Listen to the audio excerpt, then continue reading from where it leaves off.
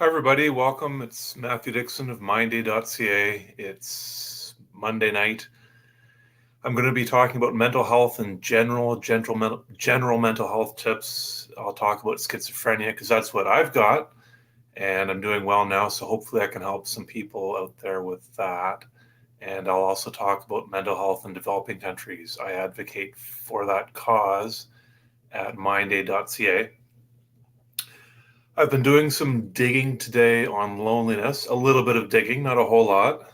And I was wondering what I'd heard these stats before. I knew a large portion of the US is lonely, and I've heard that for a number of years now. And today I did some digging on the stats worldwide. I don't know. I'm guessing they haven't done this in all countries. Maybe they have, but some countries, I think there might be 20 or 30 countries that they've had studies in, the more developed countries. And I think Brazil had the highest. About 50% of people in Brazil said that they were lonely sometimes, always, or often. And that's at the high range. The low range is like 25%. And I think the USA and Canada is somewhere in there, 20, 30%, somewhere 25, 30, 35%, somewhere in there. The average worldwide works out to about 33% worldwide. The point is, these are large numbers. This isn't 1% of the population. This is a huge, huge number of people worldwide. And there are things you can do about it. I found just before I went to live here, I found a website called rootsofloneliness.com. Roots of Loneliness, I think that's what it was, rootsofloneliness.com. And they said that they found 100 types of loneliness. They say they can be broken down into three general types: situational loneliness. I forget the other two, but then all the 100 kinds of loneliness, many are related to, like, there's Valentine's Day loneliness, there's cancer loneliness, there's work from home loneliness, there's all sorts of different kinds of loneliness, middle age loneliness and whatnot. So, and then at the end, they list those 100 types. And at the end of each kind, they have a way to help remedy that kind of loneliness. So earlier today, when I was doing more digging on it, there's some interesting stats. For example, one kind one there are people who feel lonely. They feel they don't have anyone to confide in. And one of the on the questionnaires they gave people, the range of numbers from 0 to 6. They said, do you have 0 people you can talk to or confide in? Do you have 1 to 2? Do you have 3 to 5? And 6 plus? They sort of capped it off at 6 or more people that you could confide in. And it got me thinking, how many people do I have to confide in or talk to about things that matter to me?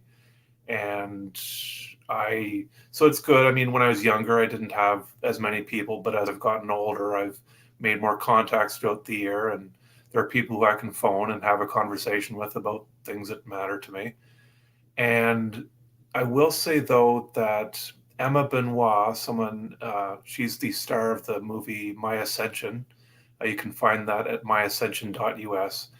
In one of her interviews she attempted suicide when she was 16. She's 22 now, and she's the star of the movie.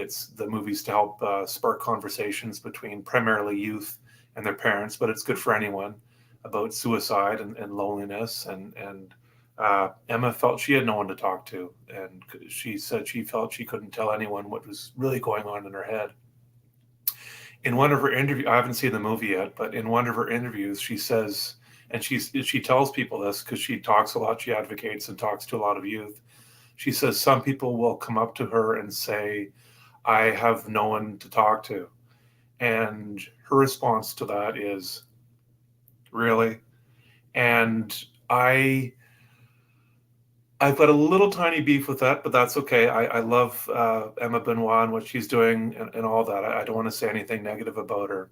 From her, when she says that, what she's saying, I believe, is, because she says after that, she says, there are churches with people you can walk in and talk to. There are counselors. There are people in your town, your community. There are organizations. There are hotline numbers. There are friends and family, people at schools, workplaces. There are always people you can reach out to. And that's why she says, really, there are always people you can reach out to. What she means by that, and sort of where I have a bit of a little tiny beef, sorry, Emma, I don't want to say anything negative, is some people I think feel they have no one they can really have regular, good conversations with about the things that really matter to them.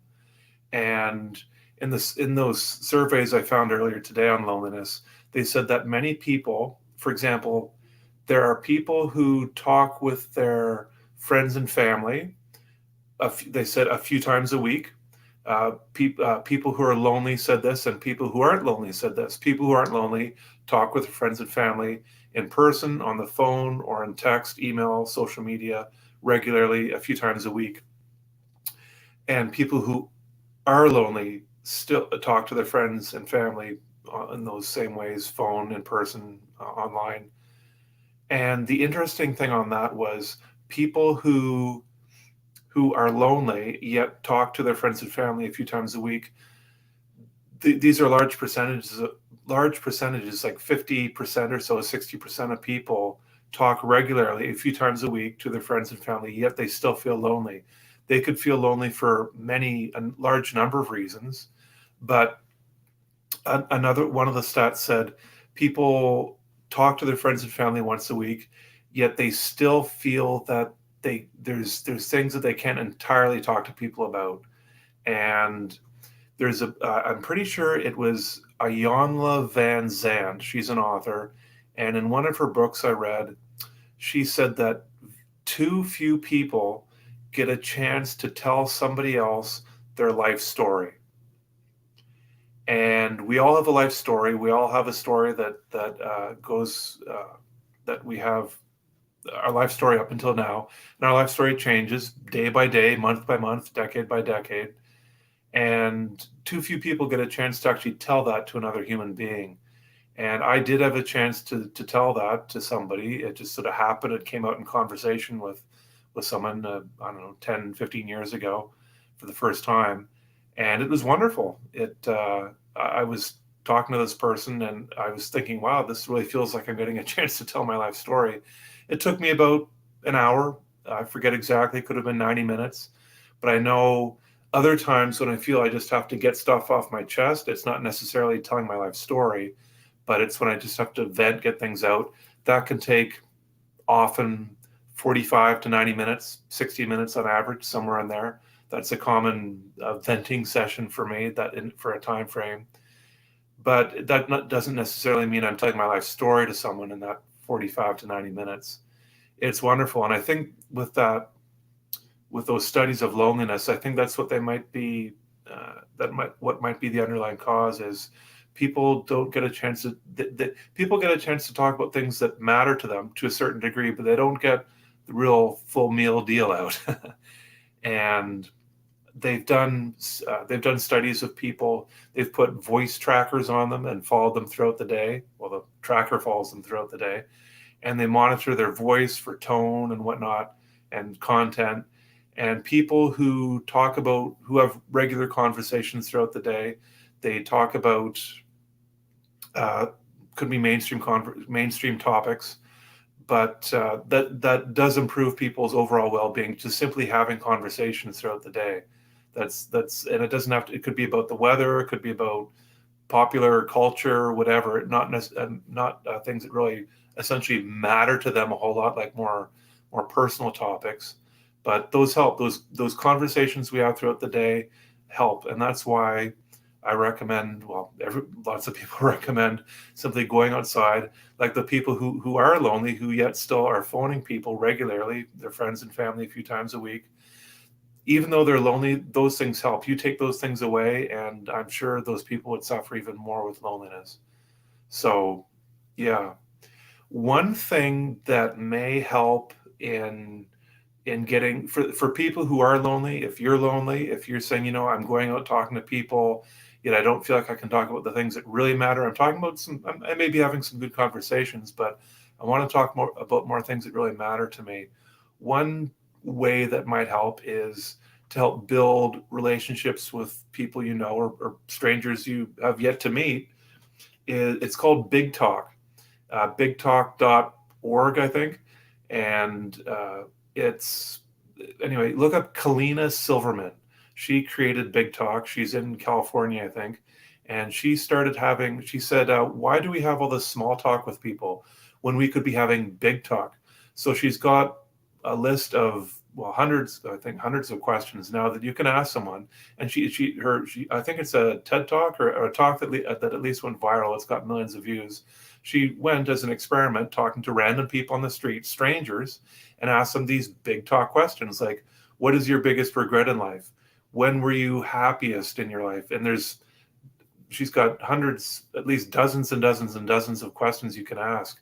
And it shows people, these strangers that she talked to for the first time in this video when she first piloted this, and she shows their responses. Some people tear up. These strangers were tearing up with her. Maybe they'd never been asked these questions before. And that's something that you could do. Go to Big Talk. You can find a lot of these questions on our website or online, and ask questions ask your friends and family these questions, ask strangers, coworkers these questions. Help build a bit more of meat and potatoes in your relationship with people. And there's also, if you Google, I think 30 questions to get to know a stranger in like an hour or something. And psychologists have made this series of questions, and it's about 25 or 30 questions or so. They start off more everyday kind of questions, but they slowly build in intensity. And by the end of the last so many questions, you're really getting to know the inner workings of this person you're talking to, the stranger who you just met. And that's another, you probably wouldn't have time to go through all those 30 questions with a stranger in real life. They may be wondering, why is this person asking me all these questions? And, but yeah, that's Kalina Silverman, Big Talk. That's something that I think is really cool. Another one is Skip the Small Talk. Ashley Kersner made that, and she puts on events where you can meet other people and skip the small talk. I don't know if she uses Kalina Silverman's Big Talk questions that she's got, but Skip the Small Talk, I'm sure, has their own questions that you can ask the people in your group. I'm not sure if Skip the Small Talk, if they did those virtually during COVID and now after COVID. I don't know if she was or is still doing virtual. I haven't been on her website for a while, but yeah, skipthesmalltalk.org, I think. Another thing I wanted to mention is, for getting people to talk about mental health in the public or with your friends and family or coworkers. I'm in New Brunswick, Canada, and I was at a talk by someone who worked for NB Power, the electric power company in the province. And they said their power line workers, what they do is there's a question they ask the power line workers each other. They say, how's your 10? They're out on the power line, up in the bucket, working on the lines or around the truck. They say, how's your 10? That's a common question they ask each other. How's your 10?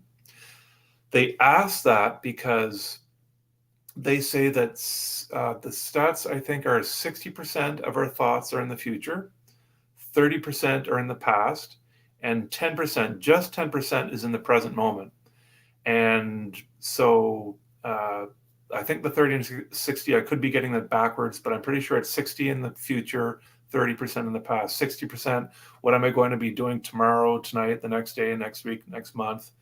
30% is sort of filtering through what's happened and whatnot. So, but just 10%. So the power line workers say it's a matter of life and death up in the power lines. You can be killed if you're not presently focused. So they ask each other, how's your 10? Are you focused today? And one of them might say, when they're asked, how's your 10? How's your 10%? Focused on the present. Someone might say, well, you know what? I did not get much sleep last night. Or someone might say, I'm in a fight with my partner. Or someone said, I've got trouble. My kids are experiencing some trouble. And that lets the other workers know, okay, and I don't know exactly how they go about getting that person up to 10%. If they can't get that person up to 10%, they at least know that person isn't entirely focused, and maybe give them a bit more slack that day up on the working on the power lines. But I like that how's your 10. It's such an easy, it just sounds so easy to do. That's something I'm thinking everyone could incorporate into their conversation. How's your 10? How's your 10? How's your mental health right now? How are you doing today for sleep? How's your mental? You could say, how's your mental health? How's your 10? And that's something that I'd like to see more people work into daily conversations, and just so people get to know more about what's going on. Um, ask people who you may not ordinarily ask these questions about. How are you doing mentally? What's your life story? What's your life story? Tell me your life story. People might be taken aback by that. Like, I don't know what you mean by my life story. Some people might say, yeah, sure, I'd love to tell you where I've been and where I'm coming from, and hopefully where I'm going. So I will say that with I'm going to jump topics here. There's a workout I've done, really jumping topics. I'm going to physical fitness now because it's helped me a lot. I love this part of mental health. The mind and body are interconnected, and I've read years ago, they said, somewhere I read, some of the healthiest senior citizens are weightlifters. It helps with their posture, their just overall health and fitness, and flexibility, all sorts of things. And you don't necessarily have to be a weightlifter. You can do body weight exercises, push-ups, sit-ups, that sort of thing. And there's this guy, Mark Sisson, Sisson. He's got a blog, The Daily Apple, and it was in one of his books or his blog. He's got a book called The Primal Blueprint, and he said if you do 4 exercises, just 4, you push-ups. He said push-ups, pull-ups, planks, and squats. Those will work your overall muscles, your overall major muscles. Just those 4 exercises. He says do them when your energy dictates. Don't force it, and just do them when you feel like it. But keep doing them. And he says that'll build your muscle. I've been doing those for years now, and I slack off. I just do them when my energy dictates. If I was doing them regularly, like 3 days a week, like most muscle building programs should be, 3 days a week to gain muscle, 2 days a week to maintain muscle. I added one more thing in that, and that is don't do them all at once. Do them one at a time. And that's I call that the convenient workout. Those 3 things, those 4 exercises, doing them when your energy dictates, so that you never have to force yourself to do exercise. It makes it that much easier to get them done. And the thing that I added to make it my own, so that I can call it the convenient workout, is doing them one at a time. If you do them one at a time, you won't work up a sweat. You won't have to change into gym clothes. You don't have to shower afterwards. You don't have to drive to a gym. You can do these anywhere. The push-ups and sit-ups, sit-ups or planks, you could alternate those to work your core. The push-ups for your upper body, the pull-ups for your upper body, and the squats for your legs. I do lunge lately. I've been doing lunges, but if you alternated lunges and squats, those are still good. And you could alternate planks and sit-ups for your core. Or, I mean, there's tons of ab workouts you could do. You could alternate those if you wanted to get more variety. But those basic 4 exercises, those build your major muscles. And the pull-ups, you can get a chin-up bar, pull-up bar in your home. You can put it in your doorway. If I'm out and about, I can find a tree branch or a playground, monkey bars. I use those sometimes. Now lots of communities have outdoor gym equipment. They've got pull-up bars there you can use. There's also another exercise you can do that's it's like a reverse pull-up. It kind of looks like a push-up, but your butt's stuck way up in the air. So it simulates more like a inclined military press or inclined press. And it's sort of hard to explain here because I can't explain it. It's easier if I can do it. But yeah, there are ways to do those. And Sit-ups, push-ups, you can do those anywhere. You can do those at work. Find a quiet place, just do one at a time. That way, you don't have to change into gym clothes. You don't have to. You don't work up a sweat. They're just so easy to do. And do 2 a day. Push-ups in the morning, sit-ups at night. The next day, do squats or lunges in the morning, and uh, pull-ups at the end of the day, sort of thing, or whenever. So I've gained a bit of muscle from those. If I was doing those regularly, I'd have gained more. But I've maintained muscle on me, and I'm very happy about that. I'm by no means, first of all, actually, last of all, I've said this at the end. Last of all, I have no fitness certification. The only official certification I have is a civil engineering degree. But I've gained some muscle on me. I can't guarantee that will work for you, the convenient workout. If you want to learn more about that, you can go to my medium.com website. You can find the link at, I've got all my links on one site. It's a Linktree website. It's all my links there. You can find all the links I have for all my things. And the link to that is at mindaid.ca in the About section. You'll see the link there to all my links. So it's on my Medium page, and I talk about the convenient workout there in more detail. But I love that. I've gained some muscle on me. People compliment me on my posture. There's other ways you can work on your posture too. But yeah, that's a way to just one more thing, one more level of stress off you. Instead of saying over and over in your head for years, I wish I had the strength the motivation to work out. I wish I was in better shape. And I'm not in super shape by any means, but I do have a bit of muscle on me. People compliment me on it. People say you look fit. That makes me happy. It makes me happy.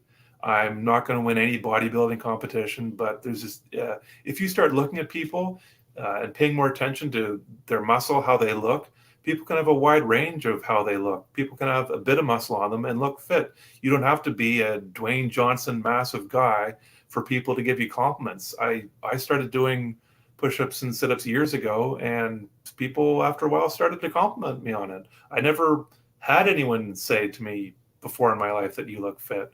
So this all happened maybe 10, 12, 13 years ago. So it's nice. It's nice to just have that about you. It's just one layer of stress off you saying, you know what? I did that. It's not this to-do list, my life to-do list of make $1 million, buy a yacht, get a great job, all these wonderful things we want for ourselves, win the lottery, be in great shape, have a great body, all that sort of thing. It's just one less thing. At the same time, I still wish, I was in better shape, that I could get more muscle on me and have better lungs on me and was more flexible and did more yoga. There's lots of things I could do to get in better shape, but I've reached a kind of stage, and I love this convenient workout because it's just so easy to fit into my day. And that's why I call it the convenient workout. It's just so convenient. Got 30 seconds, drop and do 10, 15 push-ups. Just like that. Get up, done. The workout is done in a matter of seconds. The average workout in a gym with weights, 8 to 10 exercises, 45, 60 minutes. With all those weights that you do in a gym, you only do about 4 minutes of actual work. To do 8 reps of bench press takes about 15, 20 seconds or so. 15, 20 seconds times 8 exercises is whatever, just mere minutes, like 3, 4 minutes or something. That's in an actual workout, an hour-long workout in the gym. You can take all that out and just do the bare work in just seconds throughout your day. I love this. Anyway, that's enough I'll say about that. I will say to the mental health in developing countries, my main focus. Khalud Rahman, she just officially posted that she got her funding for her trip to Uganda to help with FindMind, to photograph and tell stories about the people that FindMind is working in northern Uganda, getting mental health care. She just posted that her fundraiser is complete. She's asked for about $3,800.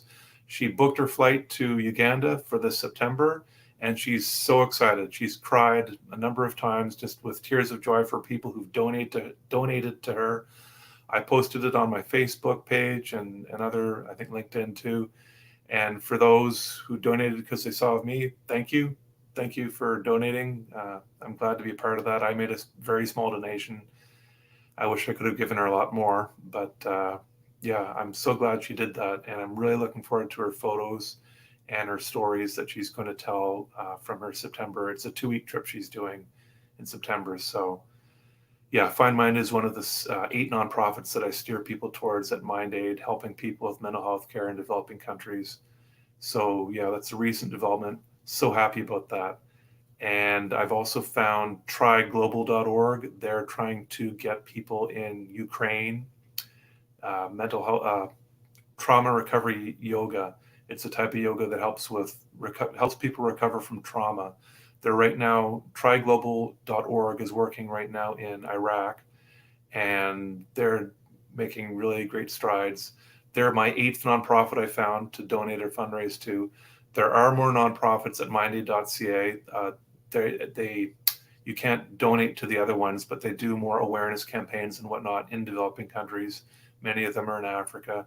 Those are in the resource section of mindaid.ca. So yeah, I'll leave it at that. Thanks for watching, everybody. Thanks for tuning in. And for those watching later, thanks for watching later. Anyway, thanks. Have a good night, everybody.